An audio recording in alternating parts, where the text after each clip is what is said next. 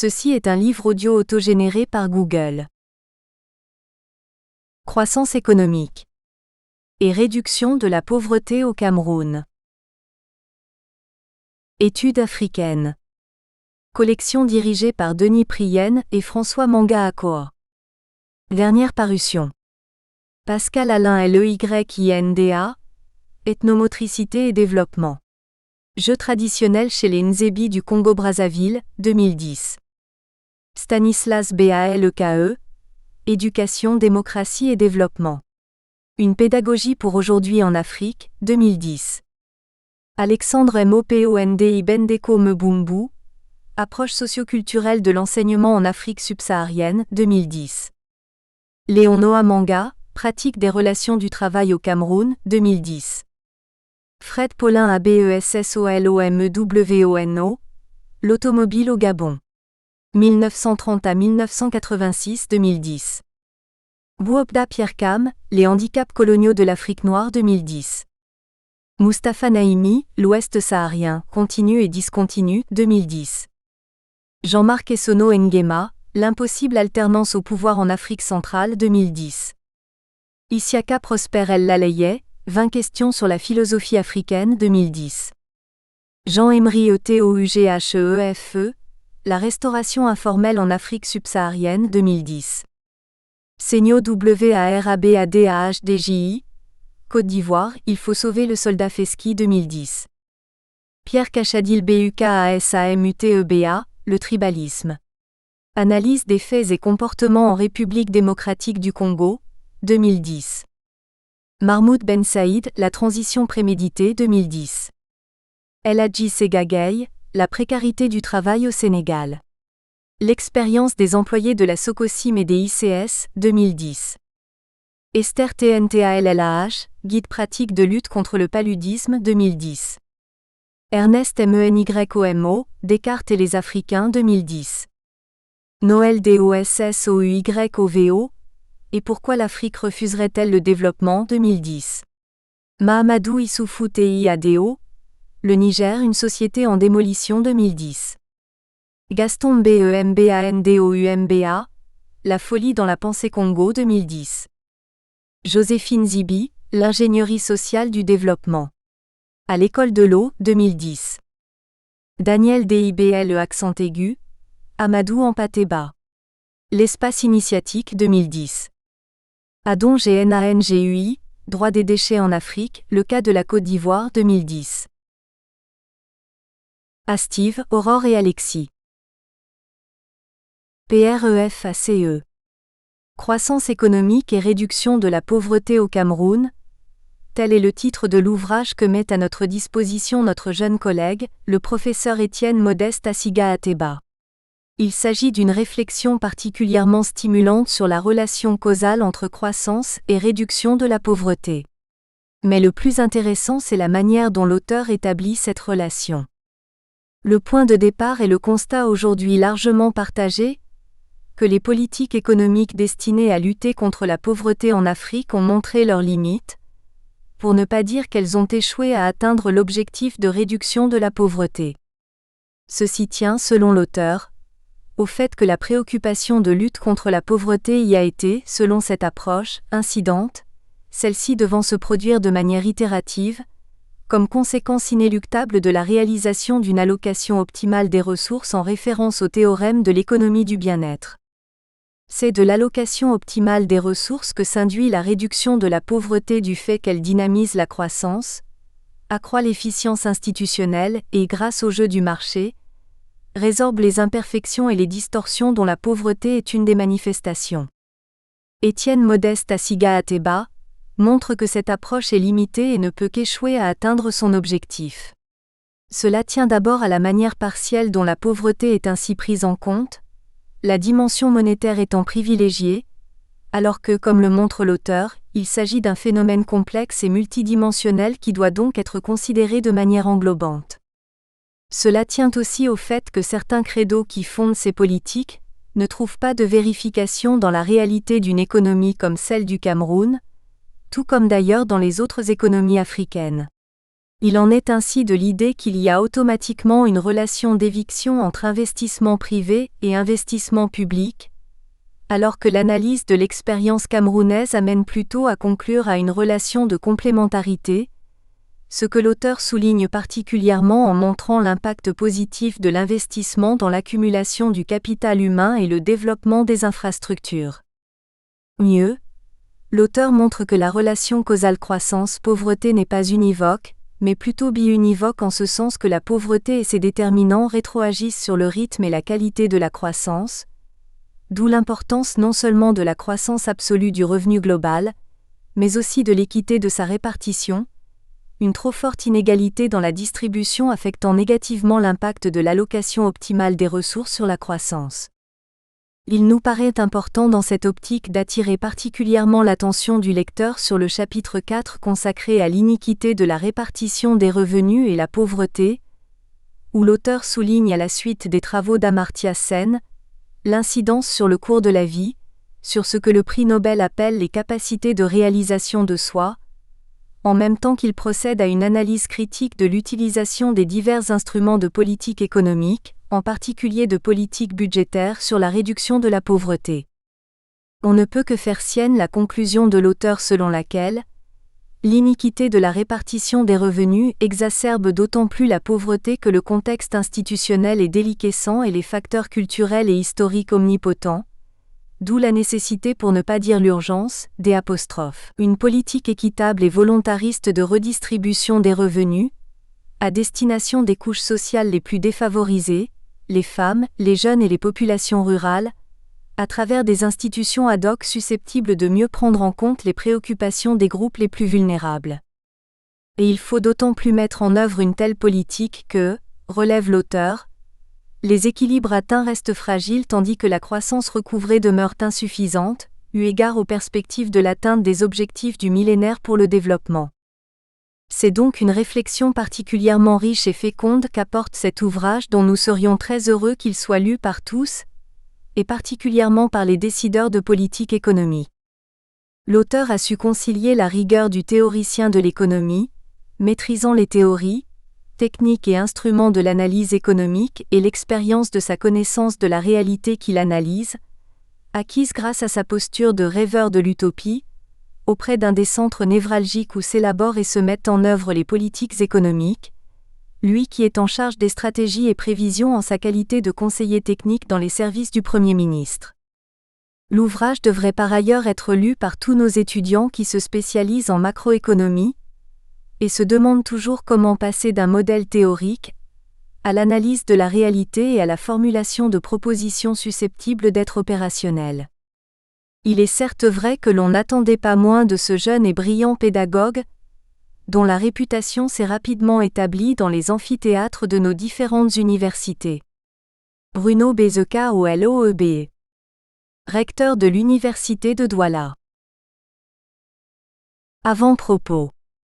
L'essentiel de la politique économique mise en œuvre en Afrique, on peut en convenir, met un accent particulier sur le problème de la dette extérieure au cours des années 70, problème relayé pendant les années 80 par l'implémentation des programmes de stabilisation et d'ajustement structurel avec l'analyse des premiers bilans et le constat d'échec desdits programmes au milieu des années 92.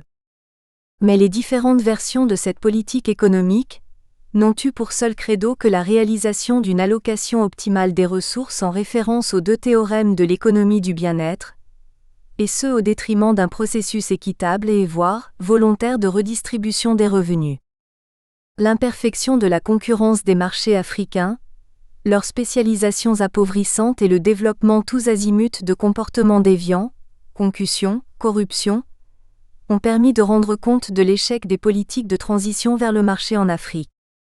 Ce faisant, ces comptes rendus, malgré leur pertinence, continuent de traiter le phénomène de la pauvreté par omission, l'accent étant toujours mis sur l'allocation optimale des ressources qui est d'ailleurs censée dynamiser la croissance et par effet induit réduire la pauvreté, étant entendu que la lutte contre la corruption par exemple est créditée de contribuer à la réduction de la pauvreté et de l'inégalité de revenus.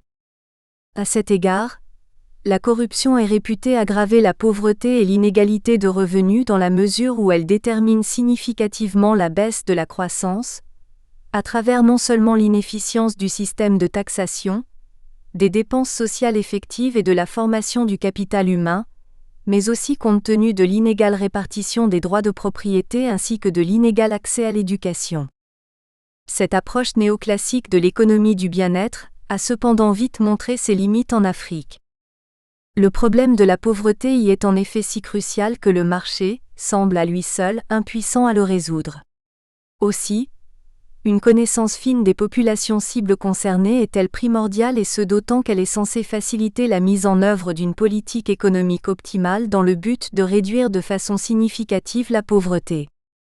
En tout état de cause, 45% de la population africaine vit dans la pauvreté absolue, dont 30% voire plus en état d'extrême pauvreté au cours des années 1990. Les objectifs de développement devraient dès lors inclure d'autres buts que le seul marché, encensé notamment par le consensus de Washington, à savoir le développement durable, le développement égalitaire et le développement démocratique. Autrement dit, les conditionnalités qui traditionnellement portent sur les politiques monétaires, budgétaires, commerciales et de taux de change, mais dont le champ d'application a aussi été récemment élargi aux politiques relatives à l'environnement, aux droits de l'homme et aux réformes institutionnelles, devraient également inclure les critères humains ou sociaux. En effet, ces dernières conditions priment sur les autres car compte tenu du caractère incertain de l'évolution des agrégats macroéconomiques, l'obligation de lutter contre la pauvreté est percée une certitude morale. Dès lors, les politiques économiques mises en œuvre en Afrique subsaharienne en général et au Cameroun en particulier ces dernières décennies, sont censées relancer les économies de la sous-région avec l'espoir de réduire la pauvreté grâce aux retombées positives y consécutives. À cet égard, l'annonce, inédite en 2005 par les institutions financières multilatérales d'un taux de croissance de l'ordre de 7% en Afrique subsaharienne dont 8 à 11% dans les pays de la zone franc, constitue, bien que ces taux soient contrastés selon les pays, une véritable aubaine s'agissant de la lutte contre la pauvreté. Ainsi donc, les actions préconisées par le nouveau partenariat pour le développement de l'Afrique, associées aux objectifs de développement du millénaire, parmi lesquels ceux de développement durable et plus particulièrement celui relatif à la réduction de moitié de la pauvreté en Afrique à l'horizon 2015, semblent porter leurs fruits. En fin de compte, cet ouvrage est commis dans le sillage de ce vent d'optimisme et se veut par ailleurs une vue synthétique, voire synoptique, de travaux divers ayant eu pour objet la problématique du lien de causalité entre croissance et pauvreté au Cameroun depuis bientôt plus de 2 décennies. L'Afrique est aujourd'hui un continent en pleine ébullition, réalisant des progrès réels dans le domaine de la santé, de l'éducation, de la croissance économique, du commerce extérieur et de la réduction de la pauvreté. Gobin Dankani, Banque mondiale 2006. Introduction générale, croissance et réduction de la PAUVRETE, le lien de CAUSALITE. La pauvreté est généralement analysée en termes de revenus. Ce faisant, le revenu n'en révèle qu'une facette et n'intègre pas par exemple la qualité de vie, voire le développement humain confère. Moser et Ishida, 2001. Cette approche est notamment vulgarisée par Amartya Sen, qui définit la pauvreté au-delà des seuls critères monétaires et l'étend en l'occurrence à l'accès à l'éducation et à la santé, à la vulnérabilité, à l'exclusion et à la dignité. À cet égard, la Banque mondiale définit la pauvreté comme englobant non seulement une certaine carence en biens matériels, mesurable par un concept approprié de revenu ou de consommation, mais aussi et bien évidemment par un accès réduit à l'éducation et à la santé, confère. World Bank 1996-5. Il n'en demeure pas moins que la pauvreté est un phénomène complexe qui, selon Programme des Nations Unies pour le développement PNUD, 1998, se réfère à l'insuffisance des ressources et à l'absence d'opportunités qui permettraient au peuple de jouir de conditions de vie décentes. Ainsi, la pauvreté a des dimensions multiples telles celles évoquées ci-dessus, mais aussi, entre autres, l'impossibilité d'exercer ses droits civiques, voire de bénéficier de la protection de l'environnement. Par ailleurs, dans le contexte des économies subsahariennes, la distribution des pauvres n'est pas uniforme, varie de surcroît suivant les pays et selon que l'on prend en compte les zones urbaines ou rurales. Toutefois, il ne semble pas y avoir de lien évident entre croissance et pauvreté, bien que les analyses en termes de courbe en U inversée de Kuznets admettent généralement qu'une hausse de la croissance contribue à réduire la pauvreté, et par ailleurs qu'une telle hausse est créditée d'accroître les inégalités de revenus à court terme. À cet égard, une recension relativement exhaustive faite par Artus, 1997, met en exergue les rôles spécifiques de l'accès à la technologie, de la répartition des revenus, de la demande et de la consommation de subsistance, des inégalités patrimoniales, de l'exclusion et autres subventions du capital, comme étant des déterminants des inégalités et qui de ce fait minent la croissance. Il n'en demeure pas moins que pour Alizena et Perotti, 1994, il existe une causalité biunivoque entre croissance et pauvreté. En effet, pour plusieurs analystes, le taux de croissance du PIB habitant en Afrique subsaharienne est positivement déterminé par les politiques économiques qui font croître le taux d'investissement privé par rapport au PIB, promeuvent le développement du capital humain, réduisent le taux du déficit budgétaire, garantissent la compétitivité extérieure et stimulent la croissance du volume des exportations. Goura, 1997, Kalimitsis et al., 1999. L'évolution favorable de ces indicateurs a en effet joué un rôle important lors de la reprise de la sous-région, à la fin des années 1990. La mise en œuvre des politiques économiques tenant compte de ces variables devrait par conséquent contribuer à booster la croissance, et par effet induit à réduire sensiblement la pauvreté en Afrique. Toutefois, la réduction de cette pauvreté n'est significative que compte tenu des conditions initiales de répartition des revenus ainsi que de l'efficience des institutions. En effet, s'agissant des conditions initiales de répartition des revenus, il est généralement admis que des niveaux élevés d'inégalité de revenus peuvent générer des taux de croissance non soutenables. À cet égard, les politiques économiques qui favorisent un meilleur accès au marché du crédit, à l'éducation, à la santé et aux infrastructures d'une part, ainsi qu'une plus grande protection contre les chocs extérieurs d'autre part, sont celles-là mêmes qui sont susceptibles de réduire de façon significative les inégalités de revenus. En clair, il s'agit de politiques dont la mise en œuvre accroît les opportunités au profit des couches sociales les plus désavantagées et qui de fait auraient des retombées positives auprès des plus pauvres. Toutefois, l'inégalité de revenus n'est pas la seule mise en cause. L'on déplore également d'autres aspects d'inégalité tels celles liées au genre ou encore aux régions isolées. En fin de compte, tous les types d'inégalités créent ainsi un cercle vicieux du fait de leur impact négatif sur la croissance et ce d'autant que l'inégalité et l'exclusion peuvent occasionner des troubles sociaux et conduire à l'instabilité politique. Car, d'après Roderick, 1998, les chocs extérieurs et bien entendu les inégalités de revenus, la division ethnique et la capacité des institutions à gérer et à prévenir les conflits, s'agissant notamment du respect des lois, de la qualité de la bureaucratie, du degré de corruption, des risques d'expropriation et de la liquidation des contrats gouvernementaux, influent négativement sur la croissance et par conséquent aggravent la pauvreté. Dès lors, la faisabilité politique de toute réforme économique viable repose en fait sur une prise en compte unilatérale des conditions des pauvres.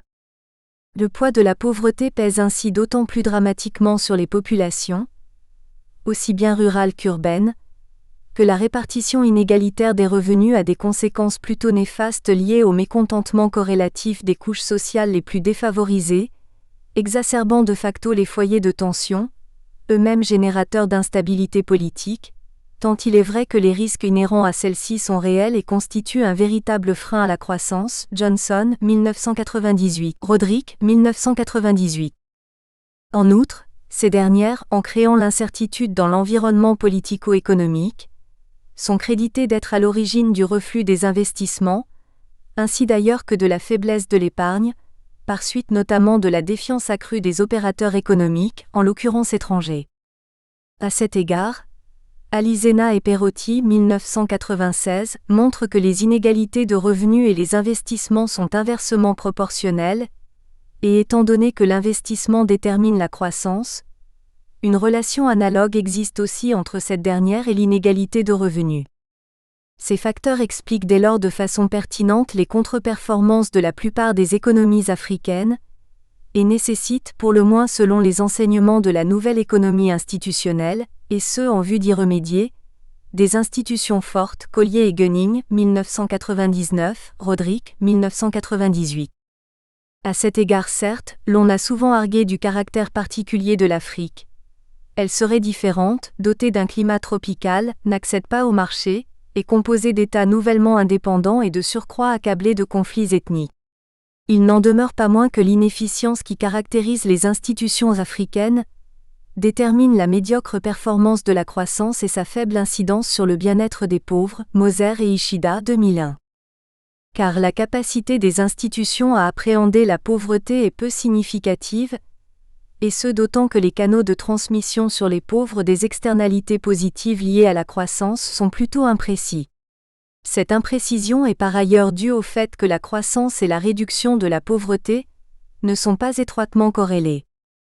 Par ailleurs, il ne suffit pas d'améliorer l'efficience des institutions, encore faut-il déterminer quelles institutions devraient être créées en vue d'éradiquer la pauvreté, plus particulièrement celle qui sévit en milieu rural. Tel est par exemple le cas du Cameroun. En effet, selon une enquête diligentée par l'Institut national de la statistique en 2001, les ménages ruraux consacrent 5-7% de leurs revenus aux dépenses de santé, contre 1-6% seulement à l'éducation, 50-7% aux dépenses alimentaires et 17-8% à l'accès au logement et à l'eau. Aussi, les populations camerounaises perçoivent-elles la pauvreté comme relevant d'un état de dénuement matériel caractérisé par l'insuffisance de ressources susceptibles de satisfaire les besoins essentiels d'une part, et l'indisponibilité de services d'infrastructure ou alors une grande difficulté d'accès à ces derniers d'autre part. Elles l'aperçoivent également non seulement comme la conséquence d'un dysfonctionnement social, en termes de dépravation des mœurs, de perte de respect de soi et de solidarité familiale, de préjugés et attitudes discriminatoires à l'encontre des groupes ethniques ou sociaux, mais encore comme un des déterminants de l'insécurité, du manque de protection contre les abus, de l'absence de droits et de l'inaccessibilité aux services judiciaires, DSRP 2003. Par ailleurs, les populations reconnaissent que malgré un revenu suffisant, les contraintes d'acquisition de biens essentiels les maintiennent dans la spirale de la pauvreté ainsi qu'elles le stipulent d'ailleurs elles-mêmes ci-après, DSRP 2003. La pauvreté signifie la difficulté d'avoir accès à l'eau potable, à l'électricité, aux produits de première nécessité. Elle signifie l'absence de routes et de moyens de communication. La pauvreté, c'est lorsque les établissements scolaires sont éloignés, et lorsque l'on n'y dispense pas un enseignement de qualité. Une personne pauvre est celle qui est en mauvaise santé, et qui a des difficultés à accéder aux soins médicaux. La suite de cet ouvrage est dès lors élaborée ainsi qu'il suit. Le chapitre 1er procède à une analyse des caractéristiques de la pauvreté monétaire au Cameroun. Le chapitre 2e explore les autres dimensions de la pauvreté, en l'occurrence non monétaire, autrement dit, examine la pauvreté en termes d'effets de politiques économiques sur l'accumulation du capital humain et sur le développement des infrastructures. Les chapitres 3e et 4e analysent les déterminants de la pauvreté qui portent, en premier lieu, sur les effets de l'inégalité de revenus, et en second lieu, sur l'incidence de l'iniquité de la répartition des dits revenus. Le chapitre 5e procède à une évaluation ex post de l'impact des politiques économiques mises en œuvre depuis plusieurs décennies, en vue d'éradiquer la pauvreté non monétaire à travers l'analyse des retombées de la croissance du PIB sur le bien-être collectif. Le chapitre 6e explore les politiques alternatives à l'aide extérieure, associées aux remises de dettes sur la pauvreté en termes de perspectives de financement interne de l'économie et d'accumulation du capital. Et en fin de compte et ce en guise de conclusion, l'ouvrage est bouclé par une présentation de propositions de politique économique idoines susceptibles de contribuer à réduire de façon significative la pauvreté au Cameroun. Chapitre 1er. Les CARACTERISTIQUES de la PAUVRETEMONETAIRE. Introduction. Déterminer les caractéristiques de la pauvreté revient, à l'aide de mesures appropriées, à en évaluer le seuil, et comparer ce dernier à une série d'indicateurs de bien-être donnés. Les caractéristiques de la pauvreté au Cameroun reposent ainsi pour l'essentiel sur les résultats des diverses enquêtes camerounaises auprès des ménages, ou ECAM, publiées par l'Institut national de la statistique, INS. L'analyse quantitative de ces dernières et plus particulièrement celle de 2001 révèle, entre autres, que le taux de pauvreté monétaire est de 40,2% en 2001, en régression de 13,1 points par rapport à 1996. La pauvreté varie considérablement selon les régions, passant du simple au double entre les zones urbaines et les zones rurales, et touche particulièrement les exploitants agricoles, 57%, les dépendants agricoles informels, 54%, ceux du secteur informel ainsi que des individus sans emploi des zones urbaines, 40%. Ce faisant, si l'on fait abstraction de l'enquête budget-consommation, EBC, réalisée en 1983-84e, la première enquête du genre est effectuée en 1996, ECAM1, après une décennie de crise économique aiguë afin d'en mesurer les effets, ainsi d'ailleurs que les politiques économiques corrélatives sur le niveau et les conditions de vie des ménages 6. La deuxième enquête évoquée ci-dessus a quant à elle eu lieu en 2001, ECAM2, et avait pour objet non seulement d'actualiser le profil de pauvreté déterminé en 1996, mais aussi d'élaborer les indicateurs de référence destinés à évaluer les progrès réalisés depuis lors par le processus de lutte contre la pauvreté. La base de données ainsi élaborée a ailleurs constitué le fondement statistique de la réalisation du document de stratégie de réduction de la pauvreté, DSRP, en 2003. Pour ce faire, des aménagements ont dû être effectués du fait d'une part, de la différence de la taille des échantillons, 12 000 ménages pour ECAM2 contre 1800 pour ECAM1 et 5 259 pour EBC, et d'autre part, de la couverture géographique, les 10 régions pour ECAM2 et 6 strates, Douala, Yaoundé, Autreville, Forêt, Haut-Plateau, Savane pour ECAM1 et EBC7. Dès lors, seuls les éléments communs aux diverses enquêtes permettent d'effectuer des comparaisons. En effet, selon la DSCN 2002, la principale difficulté relève à cet égard de la construction d'agrégats comparables entre les deux sous-périodes compte tenu de la différence des questionnaires, des méthodologies de collecte et des plans de sondage. Une série de facteurs de correction est néanmoins proposée, permettant de fait le calcul d'une douzaine d'indicateurs de mesure de bien-être ainsi qu'une analyse de sensibilité des résultats. La troisième enquête, ECAM3, date de 2007 et révèle les tendances, le profil et les déterminants de la pauvreté au Cameroun entre 2001 et 2007. Il en ressort selon l'Institut national de la statistique, que la dynamique de réduction de la pauvreté enregistrée au cours de la décennie 1990 ne s'est pas poursuivie jusqu'en 2007. En effet, le taux de pauvreté a stagné à 39,9% en dessous de l'objectif de 37% retenu par le DSRP. En tout état de cause, l'objet de ce chapitre est de procéder à une analyse comparative portant sur les résultats d'enquête évoqués ci-dessus, afin d'évaluer le profil de la pauvreté monétaire des ménages ainsi d'ailleurs que son évolution, ensuite de déterminer les caractéristiques sociodémographiques de la dite pauvreté, 3. Il conviendrait ce faisant de procéder au préalable à un bref rappel des méthodes usuelles de mesure de la pauvreté, I8. Section 1. Les méthodes usuelles de mesure de la pauvreté.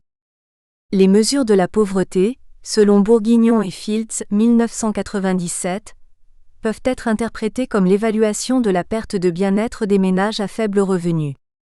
À cet égard, deux aspects distincts de cette perte devraient être identifiés. La perte de bien-être du fait d'être pauvre et celle inhérente à celle d'être extrêmement pauvre.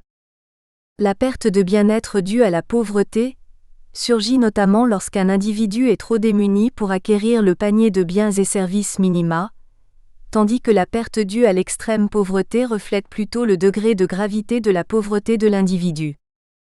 Deux classes de mesures de la pauvreté sont dès lors envisageables. La première, quantitative, a pour objet d'évaluer le nombre de pauvres, tandis que la seconde, qualitative, essaie de distinguer, compte tenu des politiques économiques y associées, les individus pauvres de ceux qui sont extrêmement pauvres. Cette classe Canbourg 1987, Sadoulay et al. 1995, part du décompte du nombre d'individus vivant au-dessous du seuil de pauvreté, N, rapporté à la population totale, N, qui définit le ratio de pauvreté 9. 1 H égale NN. 1 H égale FY. Cependant, cet indicateur, relativement simple, ne donne pas l'étendue de la pauvreté parmi les individus pauvres. Autrement dit, il n'édifie pas sur la gravité de la pauvreté, à telle enseigne qu'il reste inchangé même lorsque la situation d'un pauvre s'est empirée. C'est d'ailleurs pour cette raison qu'il est généralement remplacé par un indice d'écart de revenus, qui mesure l'écart proportionnel de l'individu pauvre moyen par rapport au seuil de pauvreté. OII désigne l'écart entre le seuil de pauvreté, exprimé en termes de revenus, I, et le revenu perçu par un individu pauvre, I. En effet, l'indice d'écart de revenus ne prend pas en compte le nombre de pauvres, en ce sens que le passage du simple au double du nombre de pauvres ne change en rien la valeur de cet indice. Il lui est dès lors souvent préféré, pour y remédier, le produit P1 égale I, jugé plus satisfaisant. Page 1 est de fait sensible aussi bien vis-à-vis du nombre de pauvres que du degré de pauvreté de ceux-ci. Son principal intérêt est par ailleurs qu'il détermine le montant de transfert minimal pour éradiquer la pauvreté, à un facteur de normalisation près NY. Toutefois, malgré sa pertinence, la mesure de P1 n'appréhende qu'imparfaitement les individus pauvres de ceux qui sont extrêmement pauvres, d'où une seconde classe de mesure de la pauvreté.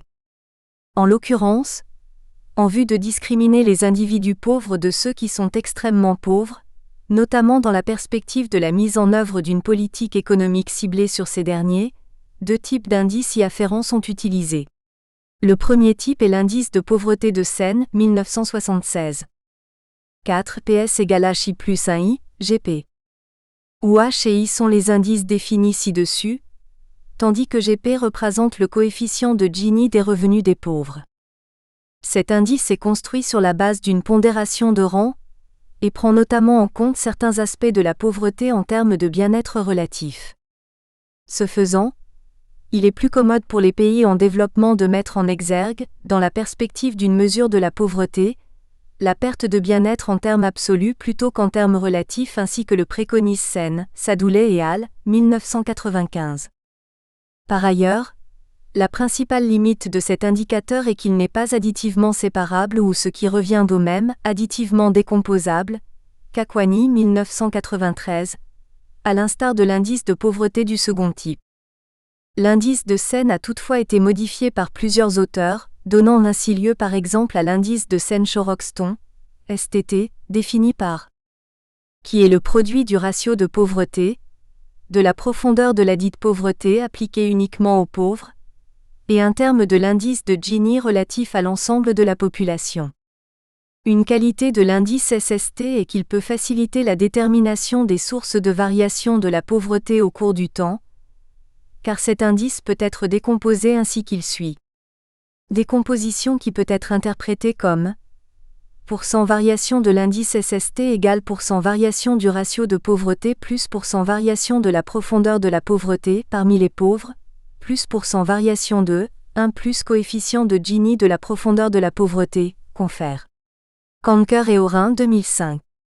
Quant à l'indice de pauvreté du second type évoqué ci-dessus, il est notamment dû à Foster, Greer et Torbeck, 1984. Et dont la particularité est qu'il prend mieux en compte, contrairement au précédent, les individus en situation d'extrême pauvreté. En effet, si alpha plus grand que 1, un transfert des ménages à bas revenus aux ménages à haut revenus accroît la pauvreté. Le paramètre alpha, 0 mesure ainsi le degré de sensibilité de cet indice. Nous espérons que vous avez apprécié cet aperçu. Pour continuer à écouter ce livre audio sur Google Play Livres, utilisez le lien dans la description de la vidéo.